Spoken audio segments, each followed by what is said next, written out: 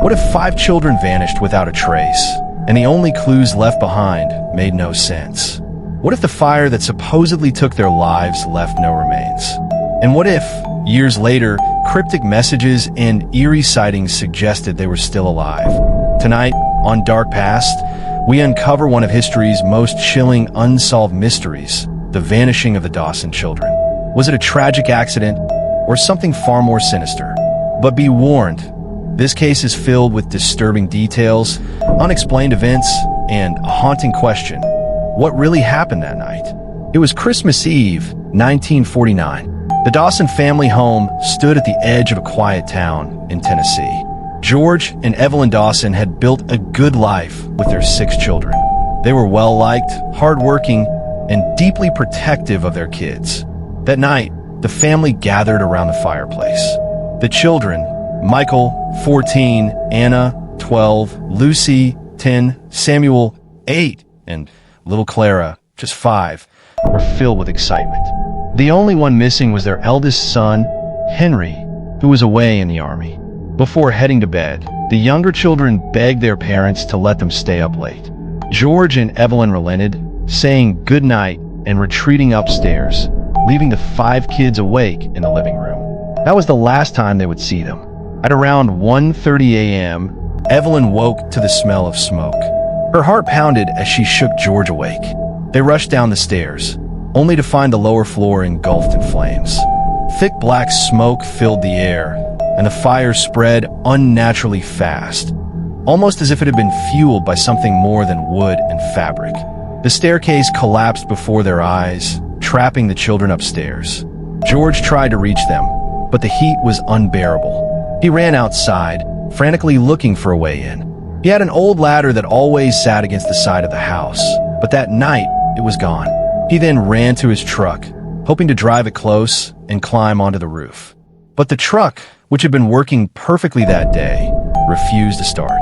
Evelyn screamed for help, but the fire department was miles away, and their phone line had been mysteriously cut.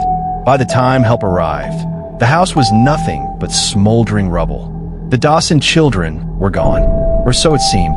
The fire chief searched the wreckage, expecting to find bones. But there was nothing, not a single human remains. The official report claimed the fire was caused by faulty wiring. But George Dawson, an electrician by trade, insisted the wiring was new and perfectly installed. He also found a section of burned-out fuses in the basement, ones that hadn't been part of the original system. And then came the most chilling discovery. A few days after the fire, the family dog, who had escaped unharmed, began barking wildly near the back fence. When George investigated, he found a set of child-sized footprints leading away from the property. The fire had destroyed their home, but hope was not lost, because then the sightings began. A woman working at a diner 50 miles away reported seeing a group of frightened children matching the Dawson kids' descriptions on the morning after the fire.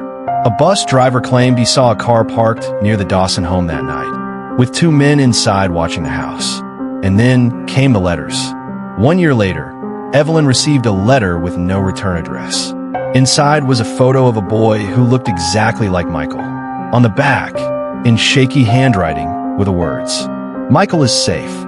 Don't try to find him." More letters arrived over the years, each one cryptic, none revealing a location.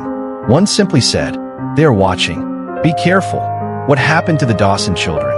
Some believe they were kidnapped, possibly by someone who had a grudge against George. Others think it was a child trafficking ring. A stranger had visited their home weeks before, asking strange questions about their children's school schedules. Could it have been a scout for a larger operation? Another theory suggests organized crime. The Dawson family had relatives who were involved in shady dealings. Had the fire been a cover-up for an abduction? But then there's the most disturbing possibility of all. What if they never died because they were never meant to? What if the fire was meant to erase them from history? To make them disappear, so no one would ever look for them? By the 1970s, George and Evelyn Dawson had grown old, still searching for their lost children. Then, one day, a final letter arrived. Inside was a faded photograph of 5 adults. They were older, their faces changed by time, but Evelyn recognized them instantly. It was them, her missing children. Scrawled at the bottom was a short, chilling message. "We are safe. Stop looking." Was this the truth? Had they been taken, but allowed to live? And if so, why hadn't they come home? The Dawsons never stopped searching. But as the years passed, the trail went cold. The children were never seen again. And so the question remains, what really happened to the Dawson children? And more importantly, who wanted them to disappear? Some say the answer lies in an abandoned house outside of town. A house where, years later, a neighbor swore they heard children's voices in the dead of night. Others believe the truth is in those letters. Who wrote them? Why were they sent?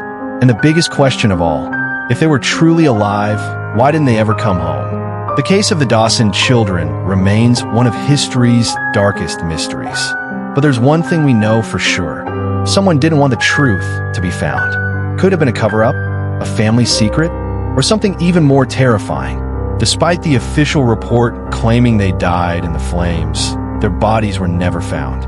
Instead, strange clues began to surface. Footprints leading away from the wreckage, eerie sightings of the children miles away, and cryptic letters warning the Dawson family to stop searching. And then, decades later, a final letter arrived. A photograph of 5 adults with a simple, chilling message. "We are safe. Stop looking." The question remains, who took the Dawson children and why? Tonight, we uncover shocking new evidence and venture deeper into the shadows of a case that refused to be buried. Because the past, it never stays silent forever. For years, rumors surrounded an abandoned house just outside the town where the Dawsons lived. Locals swore it was haunted. Some said they had seen lights flickering inside at night, even though the house had been empty for decades. Others claimed to hear children's voices, whispering, laughing, crying. But one witness, a man named John Miller, told a story that sent shivers down the spines of everyone who heard it. In 1956, 7 years after the fire, John had been hunting in the woods near the old house. As he passed by, he saw something strange, a young girl standing at the window. She looked pale, her dark eyes filled with something like fear. John raised his hand in greeting, but before he could speak, a shadow moved behind her. A man.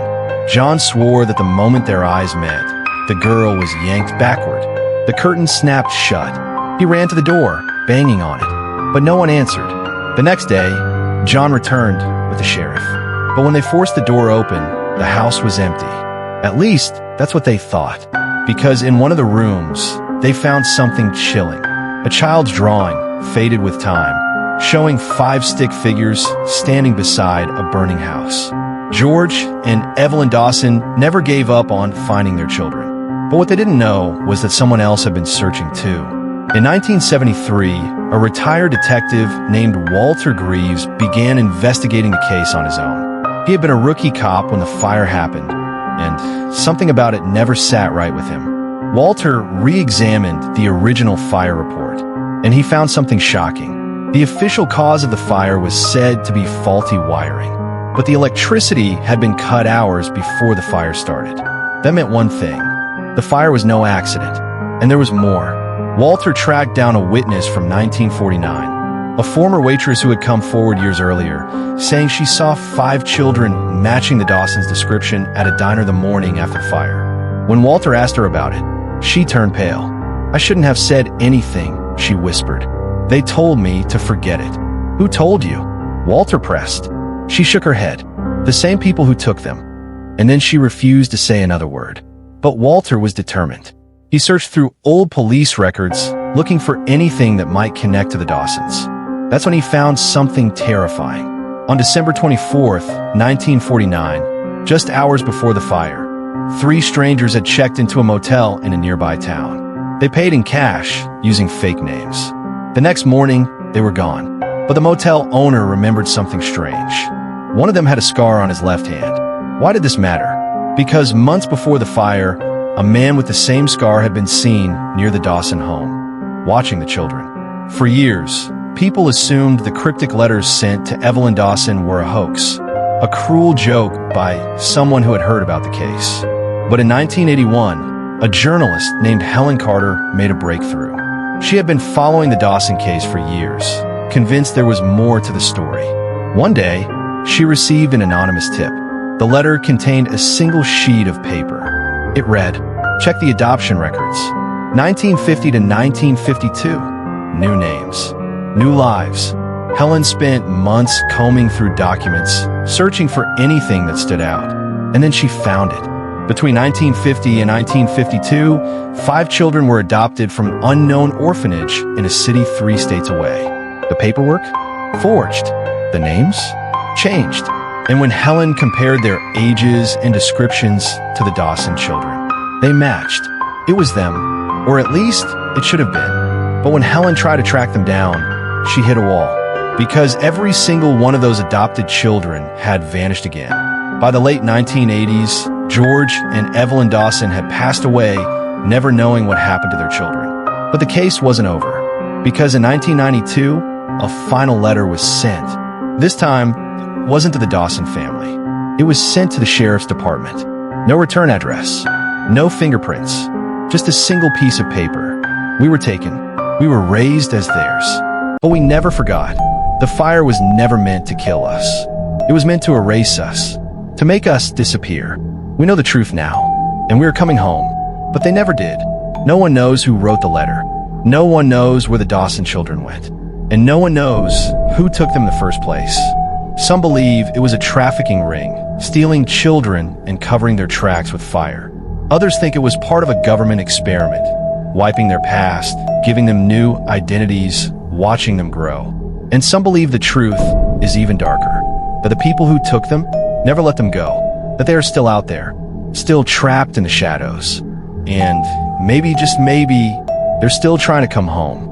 The case of the Dawson children remains one of history's most disturbing mysteries. And now, the question falls to you. What do you think really happened? Were the Dawson children taken by someone they knew? Was the fire a distraction, or was something more sinister? And most importantly, if they survived, why didn't they ever return? Let us know your thoughts in the comments below. And remember, on Dark Past, we don't just tell stories. We uncover the truth. We'll explore more in our next episode.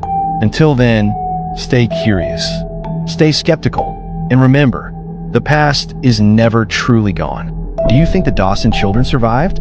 If so, why didn't they ever return? Drop your theories in the comments. And if you want us to continue digging into this case, hit that like button and subscribe. Because on Dark Past, the truth is always waiting to be uncovered.